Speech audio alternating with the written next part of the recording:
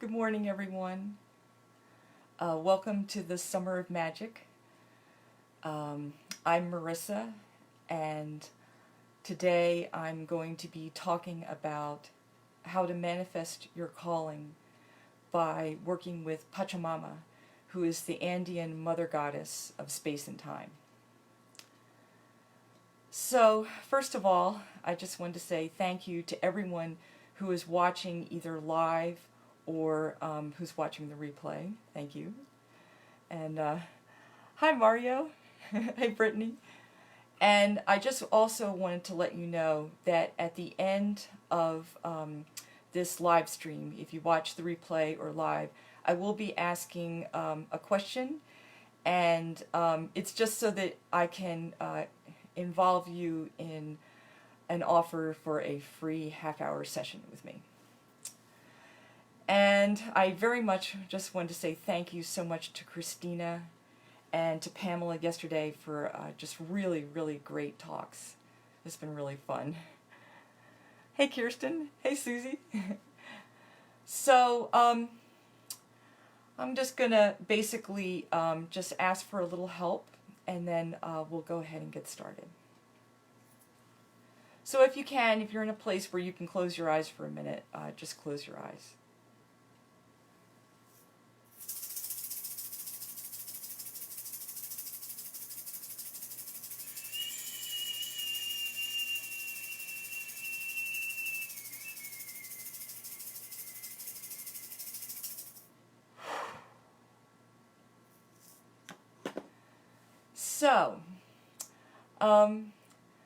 So this is basically a talk about Pachamama, who is the Andean mother goddess. About it's going to be basically 3 parts. The first part is just, why do we call on Pachamama first? Why does it make a difference to work with a tradition that has a creator being who is a female goddess, rather than what some of us have grown up with, which was a male god in a Judeo-Christian tradition, and why that makes a difference. The second part is going to be about practices that can help align you with your destiny. And the third part is going to be about basically rituals and a description of some healing practices that can help for people who have really gotten out of alignment with their destiny, because this can happen. So, first of all, I just want to introduce myself. Hi, Lynn, how are you? My name is Marissa, and I've been on the shamanic path for about 20 years, and for most of that time, I've been on the Andean path. And I offer sessions, in-person sessions, and mostly online online individual sessions in shamanic dream work. I help lucid dreamers who want to transition into shamanic dreaming or who want to learn shamanic skills.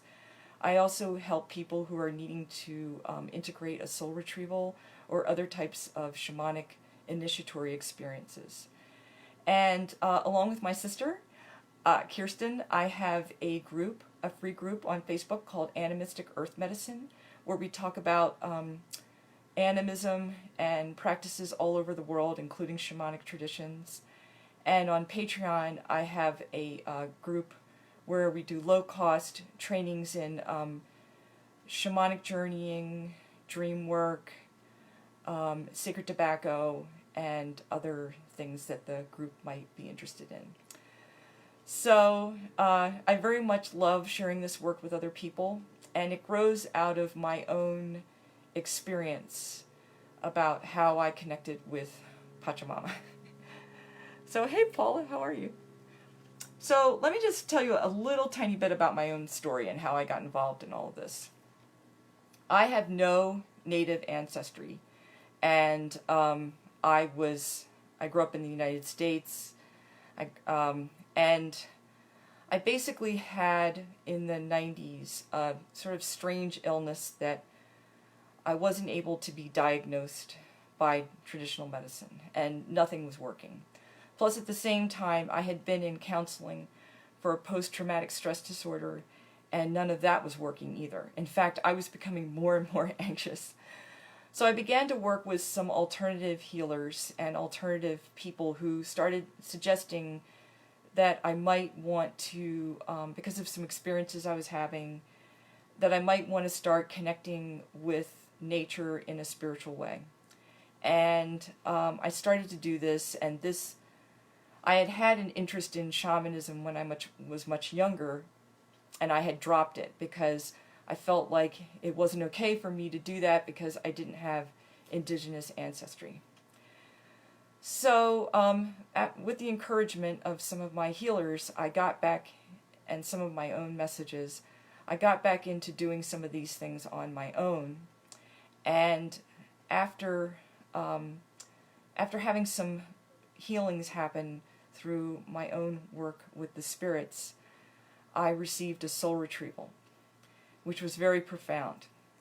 And as a synchronicity, the next day, or within a few days, a man from my state came to my town to offer a workshop about Andean mysticism.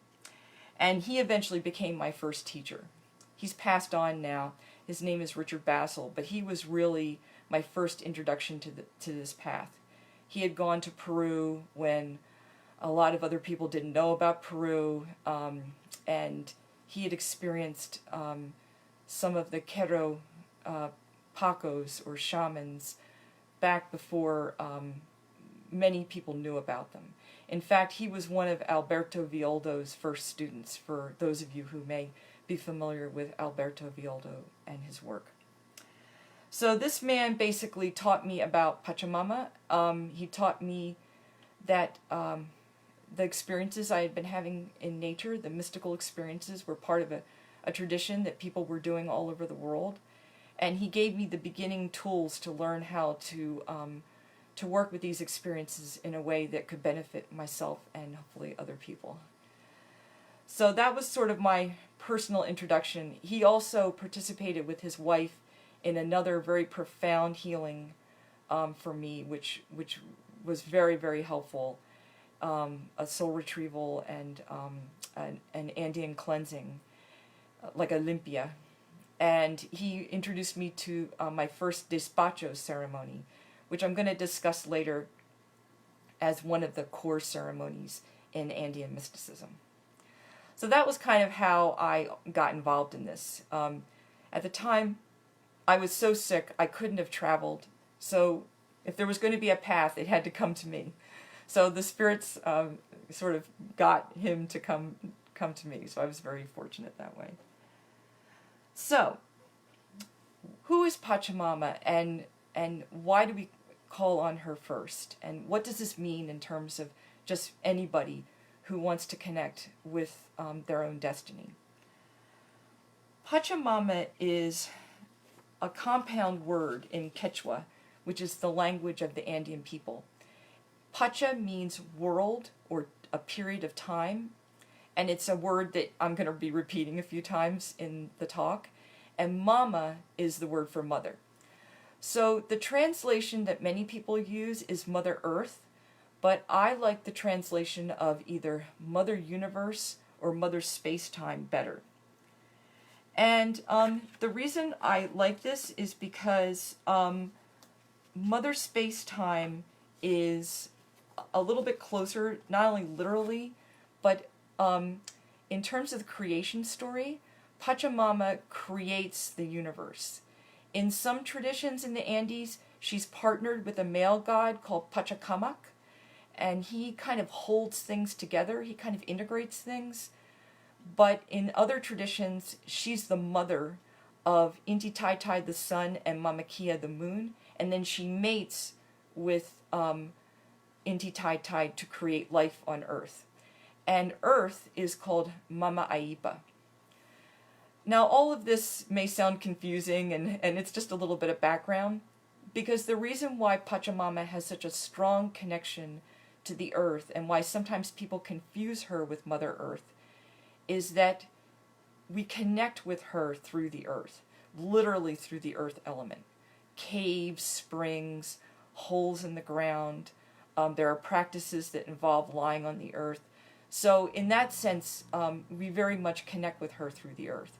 Also, she's responsible for fertility, successful crops, successful business ventures, successful births, marriages, all these things. These are even the calling to become, to do your life purpose, including the calling to become a medicine person.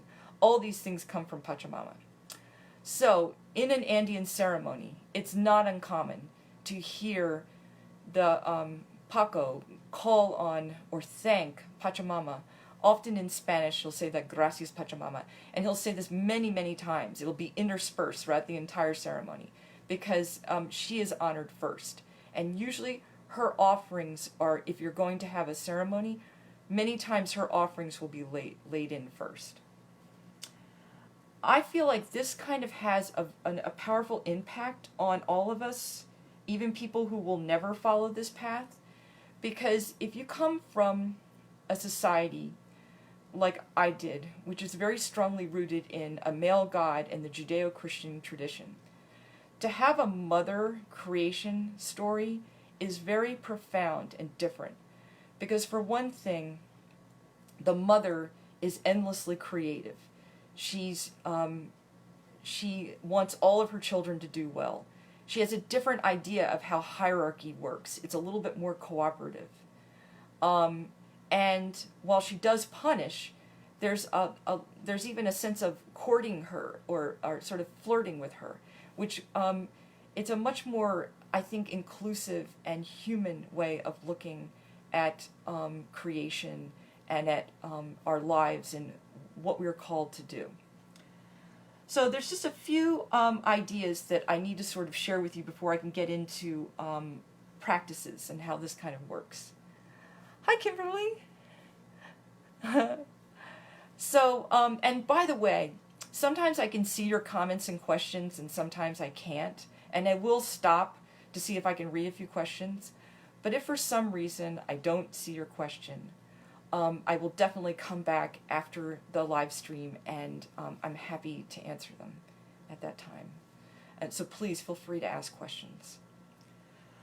So basically, because Pachamama has to do with worlds, like the idea of the world, this world that we live on right now, according to Andean cosmology, is not the first world. The world has actually been created and destroyed a few times. And each time, the world had to be destroyed because it couldn't change. It couldn't evolve and adapt. So this time, in the world that we're living in, there could be complementary opposites. There could be heaven and earth. There could be night and day. And because of these complementary opposites, there could be an exchange of energy between these opposites. And when these exchanges of energies between opposites happen in a good way, this is called Aini, or divine reciprocity. And Aini kind of weaves the universe together in a profound way. And Aini is one of the important things that we as individuals need to monitor in order to fulfill our purpose. And also, it also gives us the power as human beings to be the mediators, to help to create the world, and to help to keep the world going, as well as to keep our own part of it, our own destiny going. There's also an idea that that while Pachamama is the creator being, she also, when things are out of Aini, she can punish. And in the Andean world, this takes the form of earthquakes. So there are many, as well as crop failures and things like this. So there are many rituals in the Andean world that are done to keep things in balance, to keep Aini going. And even the way people interact with each other. There's a tradition of work exchanges in the Andes. And people will make a contract. And there's a saying, today for me, tomorrow for you. So that's the idea that we are in Aini with one another, with the earth, and with the spirit world, and also with our own destiny. And I promise I will get to the part about our destiny soon. Let me just see. Hi, Angela. I love the Mother Creation story. Yeah, Susie, that is wonderful. And the neat thing about going to Peru or being around the Andean path is that this way of working with a mother goddess has been around for hundreds and hundreds of years. It's ancient, and it's still being honored today. So if you are on the Andean path and you see me saying something wrong, I apologize, because I know this is a living tradition that people still care about today. So I'm just trying to give you the best information that I have. And I will be looking down at a few notes. So she basically, she's expressed through the earth in a couple of ways. And this is kind of how the Andean people work with her. There's a tradition of like offerings being put in holes in the ground. So an example might be, let's say in the Andes you want to build a house. So you would dig a hole in the ground where you're going to put the cornerstone, and an offering called the despacho, which is Spanish for to dispatch, would be put into the ground first. Then the cornerstone is laid. This is considered to be the real foundation of the house. And these offerings that you put in earth have, they're not only connected to Pachamama, but they have the magical effect of lasting. Like if you want something to last a long time, even if it's slow to develop, you might make an offering that goes into the earth. And there's other ways of working with holes in the ground that I'm going to talk a little about later too. The other thing is that there is a day on August the 1st called Pachamama Day. And August is a tricky time in the Andean year because they're coming out of winter there because they're in the southern hemisphere. And so it's kind of a tricky time in their agricultural season. So on August 1st, they have parades. People make holes in the ground and make these beautiful and elaborate offerings, often with food and things to thank Pachamama and ask for blessings and to give back in the way of sacred reciprocity in Aini. But there's also an element of fun in many of the Andean rituals, and also an element of receiving. So, for example, on Pachamama Day, there is a parade, and there's even a Pachamama queen who is sort of the embodiment of Pachamama. Also, for example, when I was lucky enough to experience a despacho ceremony with an Andean teacher, one of the offerings to Pachamama is red wine. So he took a cup of red wine and he passed it around. We all got a chance to take a sip, and then he flicked little pieces of the red wine at the end into the offering. And he laughed and joked with us, and he says, this is a fiesta, a party. Because it's not the Andean people have reverence, but there's not quite the seriousness that there is in some aspects of the Judeo-Christian tradition. Pachamama is to be celebrated. She's fun. There's even a little bit of a flirtiness there. One of Pachamama's offerings is chocolate, because it's thought that women like chocolate. So you give Pachamama things that like the way you would court someone, flowers, chocolate, things like this.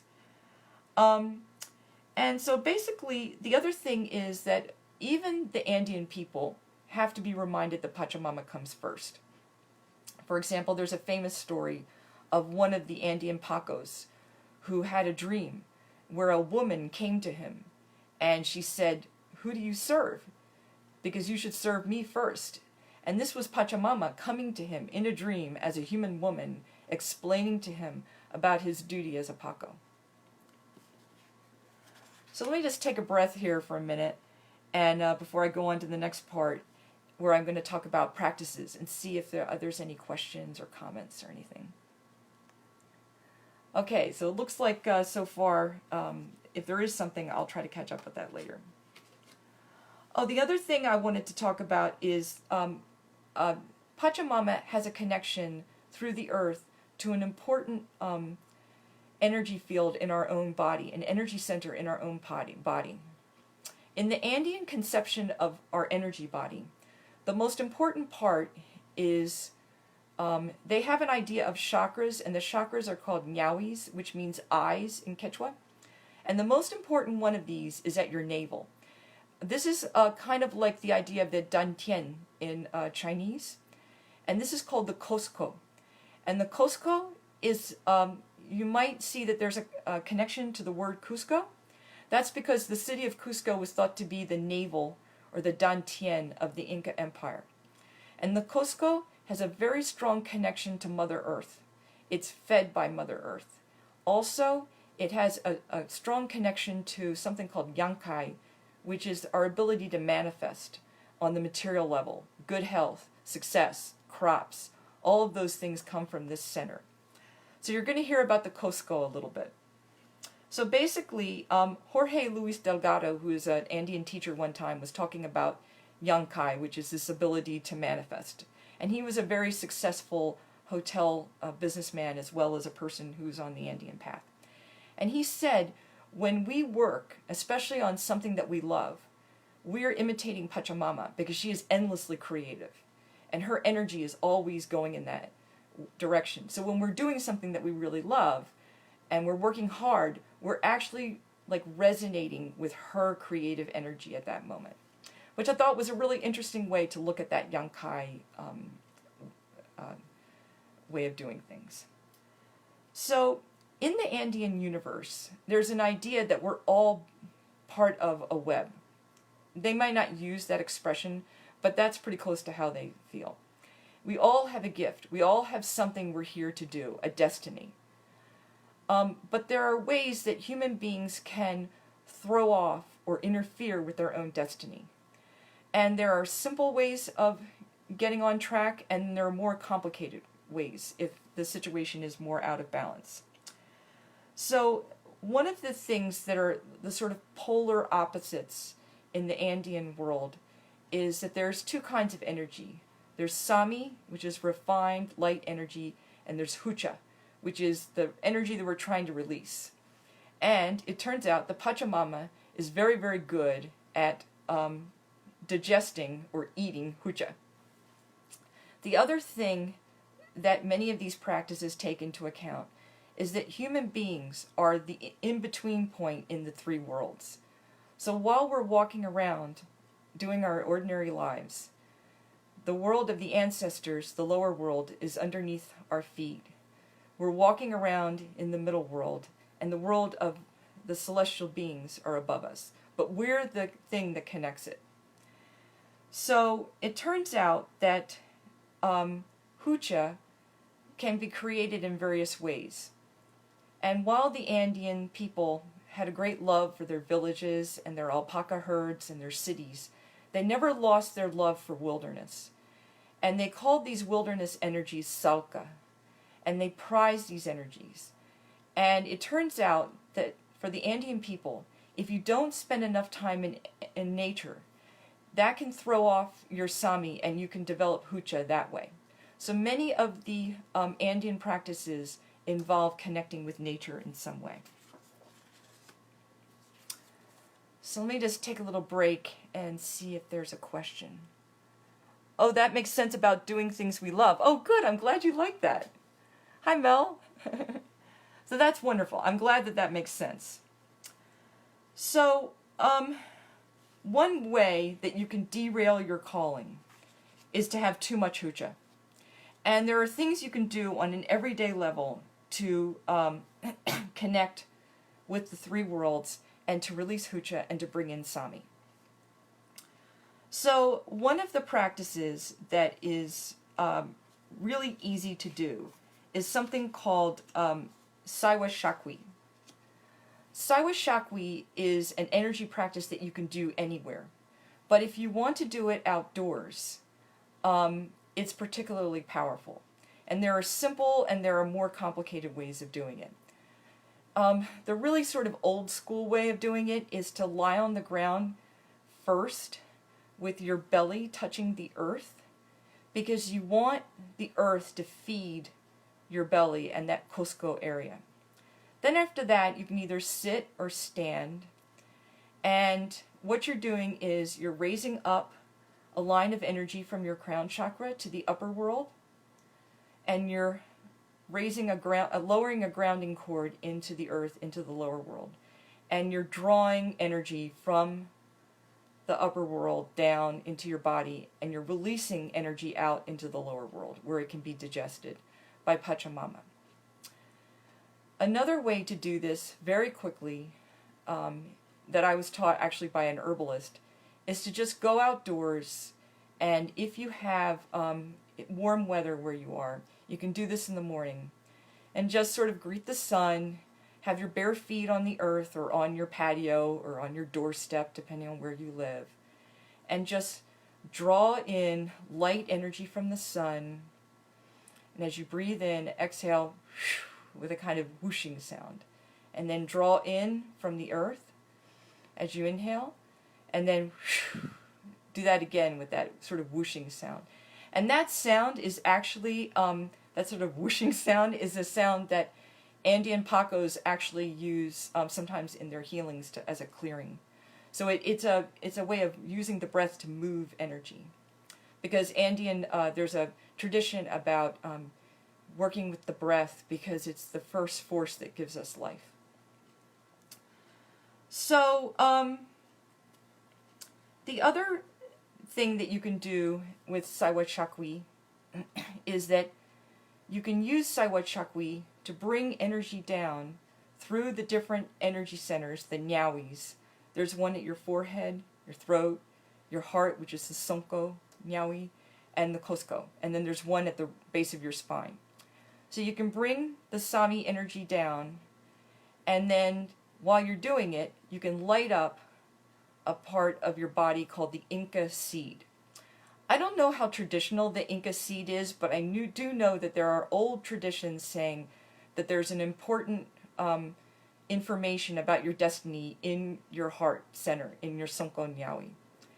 And this Inca seed, when it's lit up by this energy from the upper world, has the capacity to help you be more of your authentic self and to help you be more aligned with your destiny. I personally use these practices a lot during my day, mainly because you don't have to be outside to do them. I can be sitting at my computer, I can be talking to you right now, I can be walking around, no one knows I'm doing it, but I'm doing it.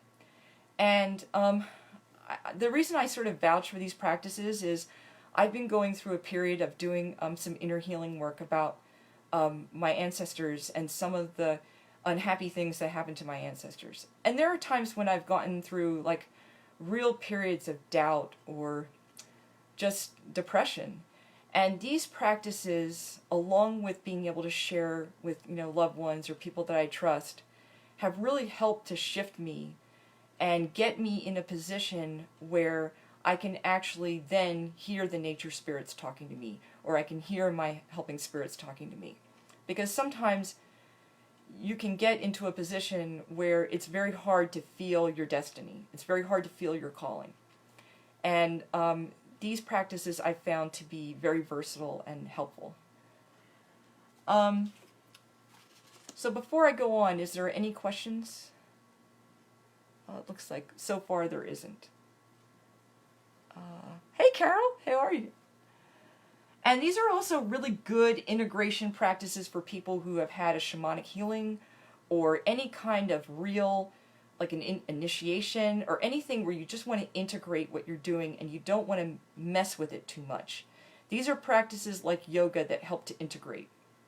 So that's what they're, and they work slowly and they work over time. They're not a dramatic intervention, but they do help. So Kimberly, have to go to work, meeting. I will catch the replay. Oh, thank you so much for watching. Thank you so much, Kim.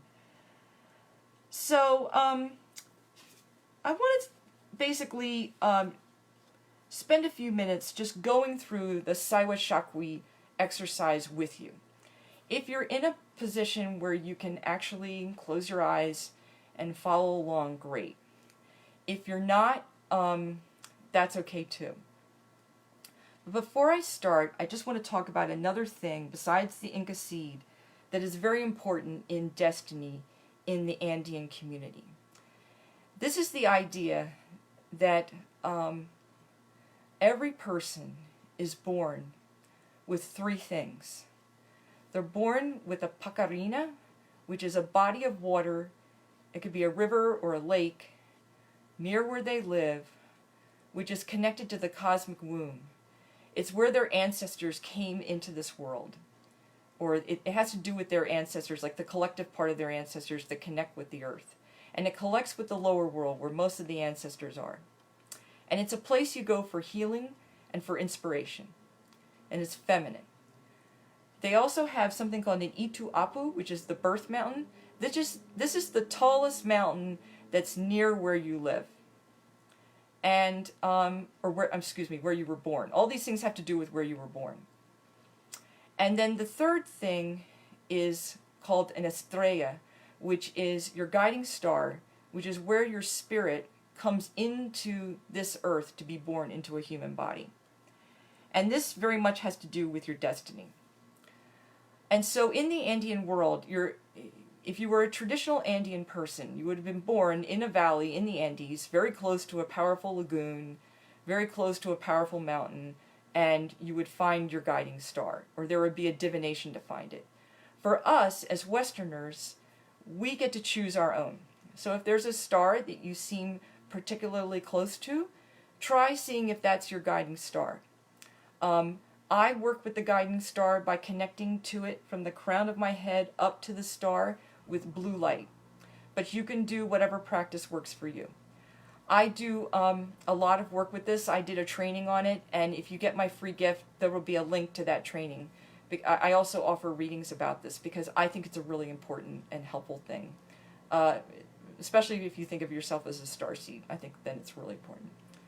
But also there's this importance of working with the mother energy of the water and the masculine energy of the mountain. And interestingly enough, the water connects with the lower world. The mountain connects with this world, and the estrella connects with the upper world. So there's a lot of work in the Andean practice of understanding and integrating all three worlds simultaneously while we're walking around in this world living our lives. So working with the three worlds, if you're used to shamanic practice, isn't just about journeying and going to those worlds. With the Andean practice, you're kind of bringing those worlds into your body and integrating them. So finally, if you're in a place where you can kind of close your eyes, I'm going to go ahead and I'm going to start this practice of Saiwa Shakwi. So just close your eyes, take a deep breath, and release it. And if you can, just use your focused imagination or intent to send an energy line from the root of your spine down a couple of feet into the earth. No matter where you are, you connect with the earth at all times. And now also send another line of energy using your focused imagination a couple of feet above your head. This connects to the energy center that is the portal to the upper world. And now you're just going to start asking that refined energy from the upper world comes in through your crown. You may feel it start to flow through your kanchisnyawi, that third eye, through your throat, through your heart, down to your Cusco, your navel. And as you do this, you may feel that the Sami feels kind of cool or smooth. But the heavy energy is going to begin to release down through the grounding cord, through your root chakra, into the earth. You may feel the Sami actually pushing or guiding the hucha out of your body.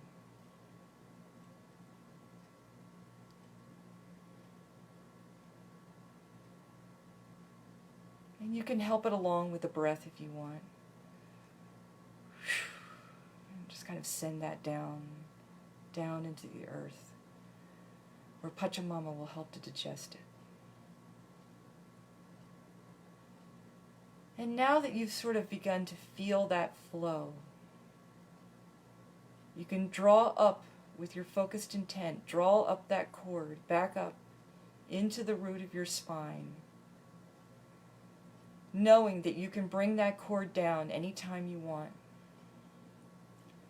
But continue to draw Sami, light energy, in through your forehead and your crown, down your throat, and into your heart.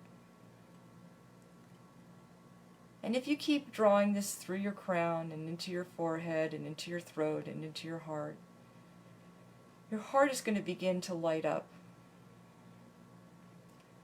This is your Inca seed, and it's in between your sternum and your scapula, in the center of your body, at the area of your heart. You may even begin to feel your Inca seed connect with your actual physical heart, informing your heart.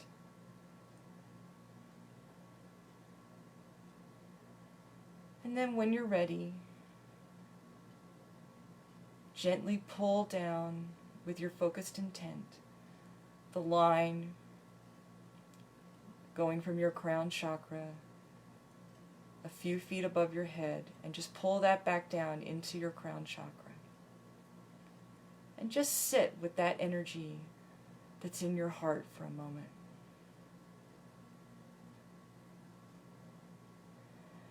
And I'm going to whistle for a minute and ask your heart if you strongly connect most with your birth mountain, the birth body of water near where you were born, or your special star. And just trust.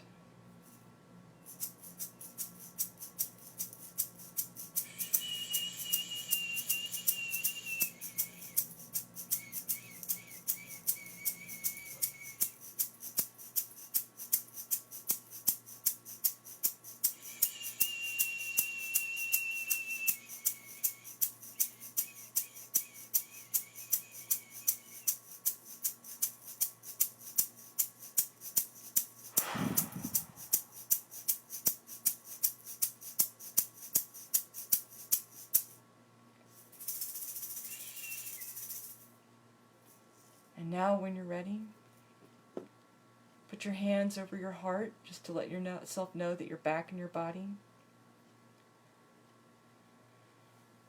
Put your hands on your legs, and when you're ready, open your eyes and come back into the room. So, I hope that was an okay experience. If you're still feeling kind of like you're not here, just rub your hands together and place that on your heart or on your solar plexus or on your legs. That should help you finally feel like, okay, I'm back, I'm really here, I'm back in my body again. So I hope that was kind of a very rushed way of doing those three exercises. Saiwa Chakwi, which you bring down. You can also reverse that flow and bring it back up again. That's another way of doing Saiwa Chakwi. The Inca seed is something you can just, usually you do that after Saiwa Chakwi because you want to cleanse first before you empower that center. And the other is just a introduction to getting to know the idea that you have a birth mountain, a Pacarina, and an Estrella. That's part of your heritage, that you were given that because you were meant to have a destiny. So, hi Barbara, hi Lynn, oh wonderful, Angela, wonderful, hi Carol, wonderful. I'm glad that you got to be here too, and that I got to see so many of you live. It's wonderful. So if you have questions or comments and you're watching the replay or you just think of them later, please feel free to either put them in the comments line, or if it's something that's very personal, you're welcome to message me on Facebook.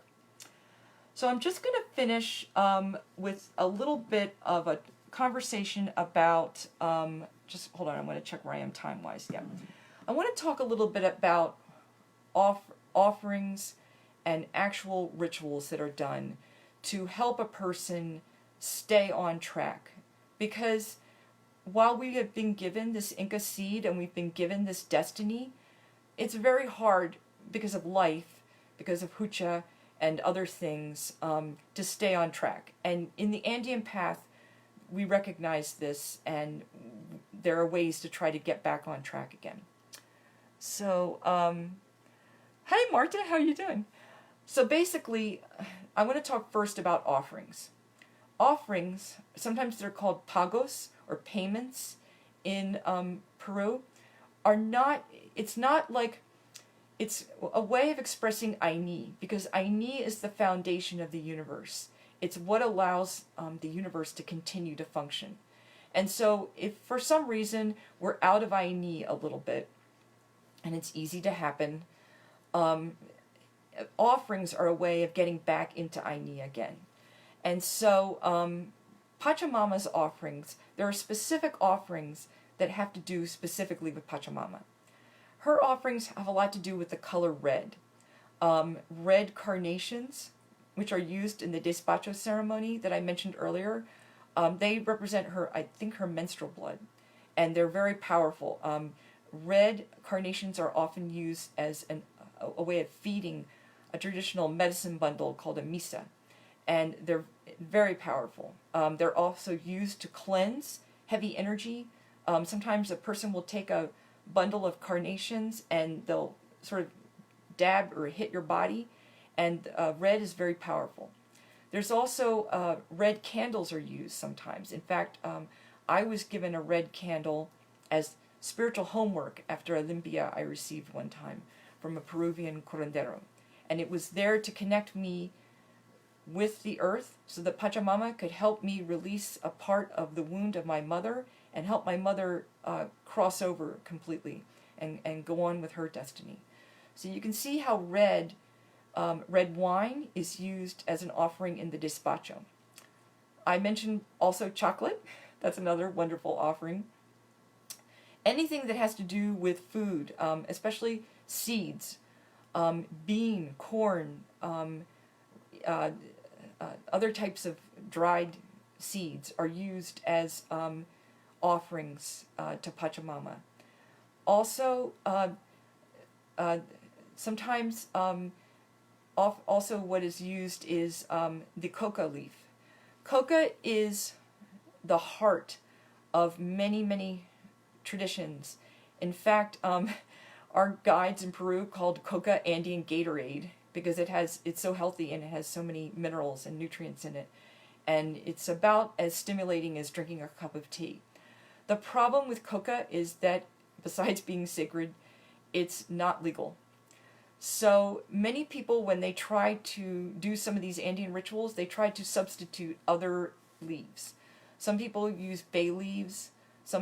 I went through a period of using a seminal plant, the red bay, which is related to bay laurel, but it's native to Florida.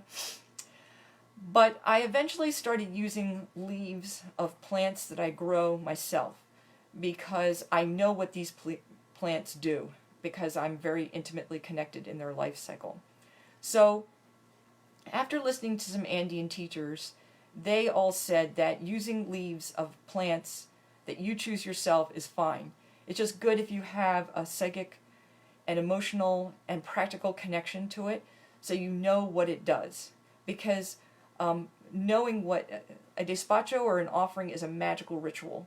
And so you should at least know what every element of that offering does, or at least have a pretty good idea. Also, offerings that are done in the earth are things that you want to last. So if you want something to take a long time to evolve, or you want it to stick around for a while, planting offerings in the earth is a way to do that. Another practice, involving the earth is, I was taught this by my first teacher, is if you're really, really stressed out and you're in a situation where you can dig a hole in the earth or the sand, lie on your belly, dig a hole, put your face in the hole, and just talk to the mother. Just tell her how terrible you're feeling, how angry you are, how frustrated you are, and she will give you the energy to not hang on to that, to let go of that, and she'll give you the life force to keep going and to thrive. So, because she eats that stuff. So it's very helpful to work with her in this way. The reason why offerings are also powerful is because when you make an offering, not only are you giving back, but you have a chance to see how the universe responds to your offering. And so in that sense, you can kind of have a dialogue with the universe, and you can know what to change or what to do differently next time. Pamela, so much info, and I'm having to get out of the live. We'll catch replay. Oh, great. I'm so happy. Thank you for being here live. The other thing is that there's another ritual, which is, this is done this time of year, right before the solstice.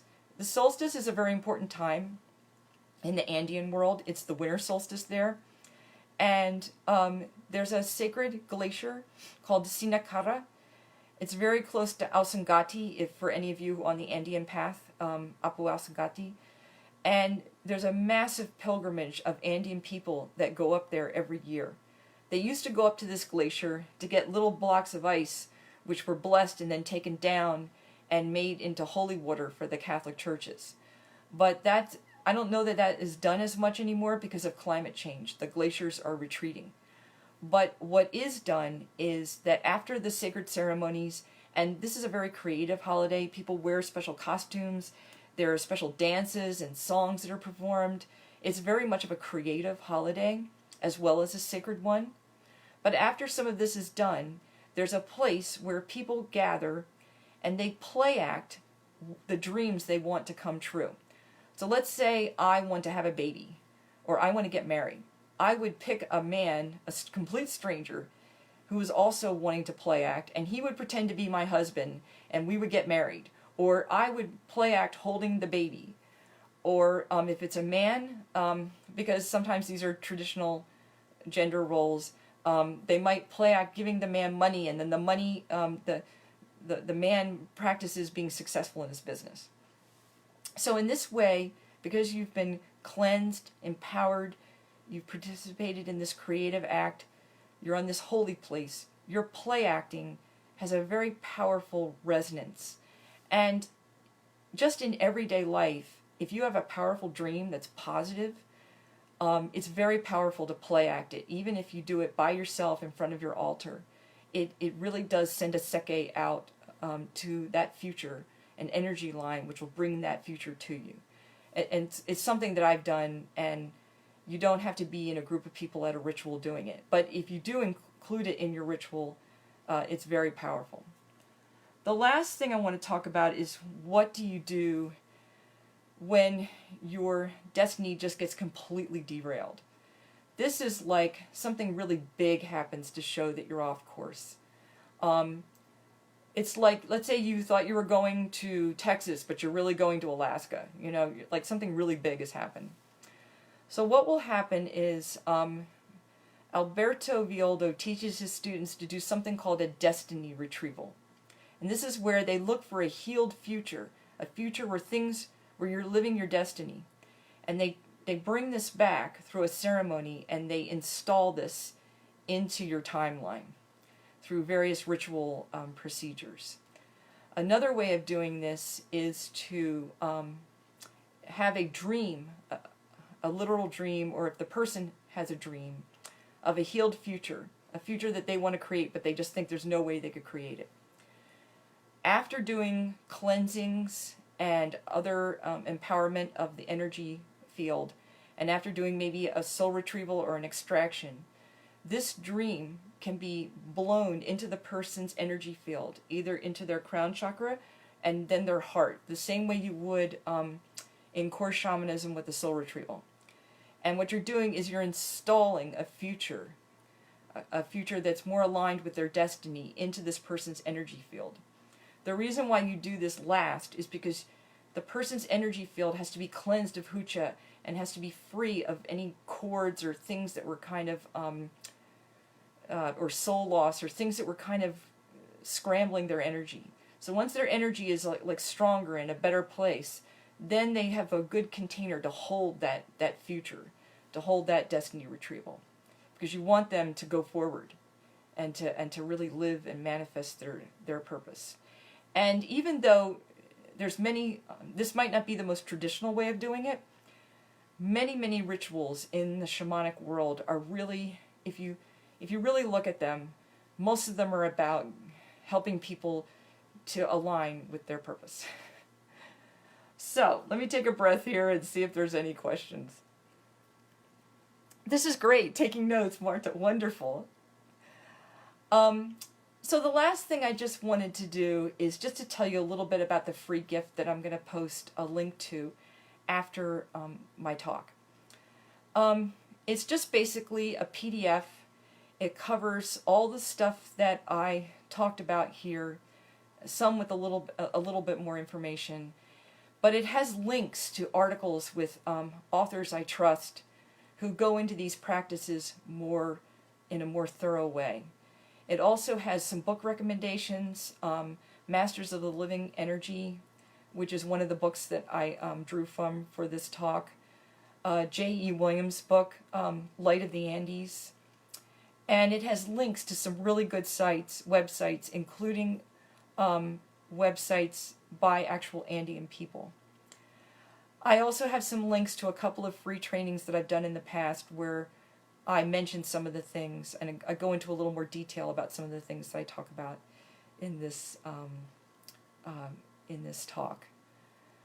So I mentioned at the beginning that I would be asking a little question at the end. This is just a way to sort of see if there's any interest, or which ones of you might be interested in a free session, a free half-hour session with me, where we could go into either some of these practices, transitioning from lucid dreaming to shamanic dreaming, integrating a soul retrieval, or whatever else you might be interested on the shamanic path. So my question is, and it doesn't matter how you answer this, but have any of you ever experienced a nature spirit as a helpful guide to living or manifesting your destiny? So the question is, have any of you ever experienced a nature spirit helping you out to manifest your destiny? As I said, there's no right or wrong answer. I'm just interested in your feedback, and I look forward to seeing what some of you may answer. Also, I will keep this question up until the end of the week, or however long Christina's keeping hers up, and I'll choose a winner at that time. So it's been really lovely being able to share this stuff with you. Thank you so much for your good energy and your comments and your interest, and for taking time out of your day to be here and participate. Thank you to everyone who watches the replay. Also, thank you so much to Christina for allowing me to do this. And I'm very much looking forward to Mario and the rest of the people in the Summer of Magic at the end of this. So I'm just going to take a minute and see if there are any other questions. And then I'll just add one more thing before I close. Paula, I've never been able to ground to the earth. Oh, yeah. I personally find grounding to the earth hard. And one of the things I like about the Andean path is that instead of trying to get you to ground to the earth and then move your energy up, they often have exercises that start with light coming down to the earth and then you move up. I just think it's maybe for Western people who have just a trouble with this, I just find it to be a little easier and, to actually successfully ground. So I can very much relate to that. Also, some people, I think, source from star and sun energies, And so those people just kind of have to work a little harder to ground anyway. Kirsten, love it. Wonderful work. Thank you. Lynn, thank you. This is great. Elizabeth, I definitely have been guided by nature spirits, especially in the last year. Oh, that's wonderful. I'm looking forward to hearing about that. That's awesome. Thank you. And thank you for answering the question already.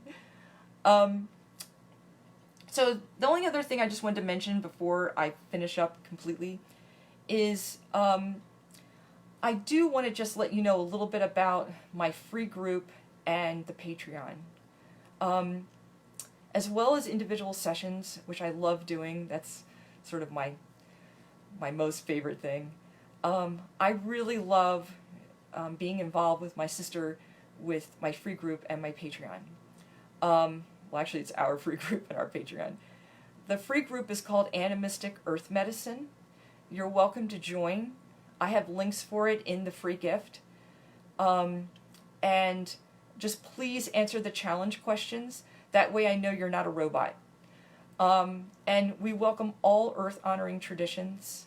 We do tend to focus on using mystical, animistic, and shamanic practices to interact with the earth better or to heal the earth.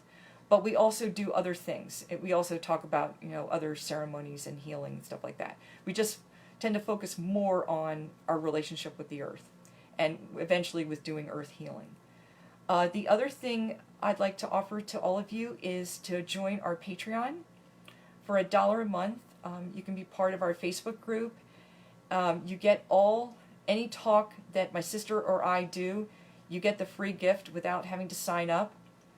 We do live streams in the group. Right now we're doing a series about introduction to shamanic journeying for any of you who might not be familiar with core shamanism. I'm doing an ongoing series about getting to know a plant spirit.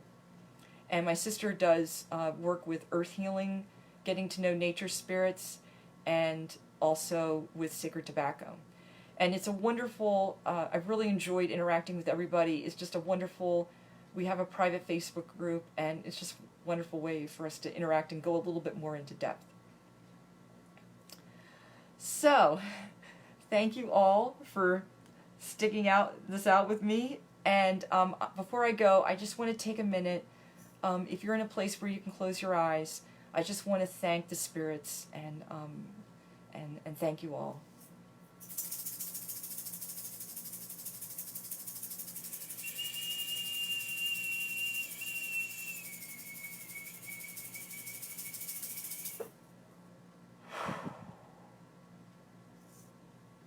Thank you all. Have a wonderful, wonderful day. And as I say, I look forward to Mario and the rest of the Summer of Magic. Blessings.